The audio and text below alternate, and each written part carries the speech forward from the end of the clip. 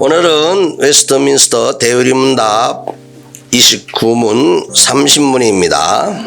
29문까지는 신에 대한 신론이라면은 30문부터는 이제 인간론으로 들어갑니다. 자, 29문입니다.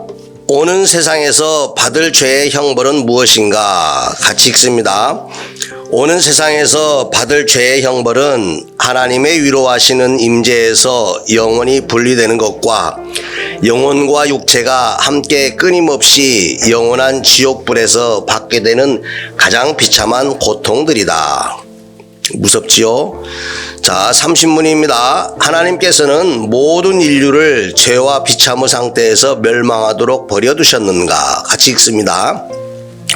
하나님께서는 모든 인류를 일반적으로 행위 언약이라고 불리는 첫 언약을 위반하여 타락한 죄와 비참의 상태에서 멸망하도록 버려두지 아니하셨다.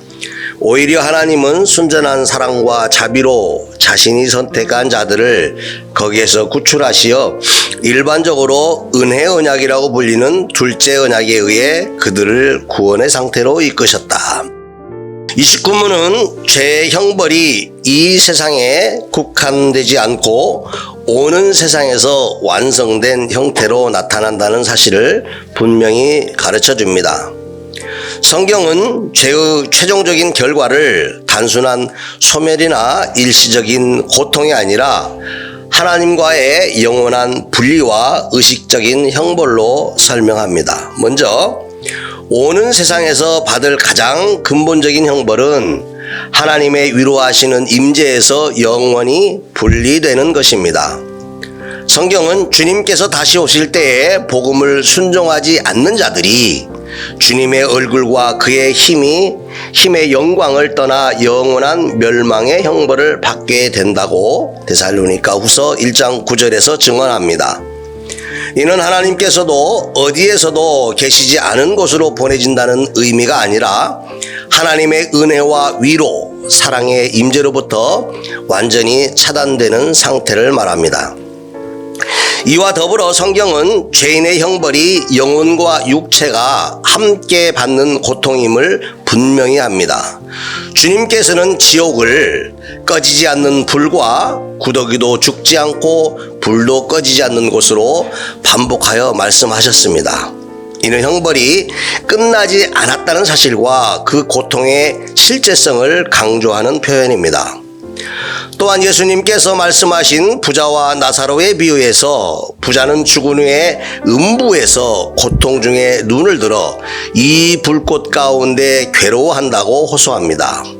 이는 장차 받을 형벌이 단순한 상징이 아니라 의식적이고 실제적인 비참함을 보여줍니다. 따라서 29문은 오는 세상에서 형벌을 영원성, 의식성, 전인적 고통이라는 세 가지 측면을 가리키며 죄의 심각성과 하나님의 공의가 얼마나 두려운 것인지를 성도들에게 분명히 인식하게 합니다. 30문은 앞선 죄와 형벌에 대한 교훈 뒤에 복음의 빛을 분명히 비추는 매우 중요한 전환점입니다. 하나님께서는 모든 인류를 죄와 비참 가운데서 그대로 멸망하도록 내버려 두지 않으셨다는 사실을 가르쳐 줍니다.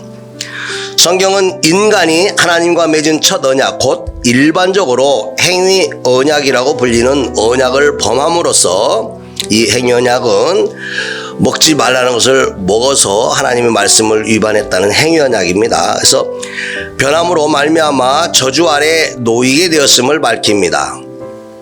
율법을 행하는 자는 그대로 그 행한 대로 살리라 라는 이 말씀은 인간이 이 언약을 완전하게 지켜내지 못했음을 드러냅니다. 이로 인해 모든 사람은 스스로 구원에 이룰 수 없는 상태에 빠지게 되었습니다. 그러나 하나님께서는 자신의 백성을 진노에 두시기로 정하신 분이 아니심을 성경은 선포하고 있습니다. 하나님은 우리를 진노하심에 이르게 하려고 정하신 것이 아니라 구원을 얻게 하시려고 정하셨다고 데살로니가전서 5장 9절에서 말씀하십니다.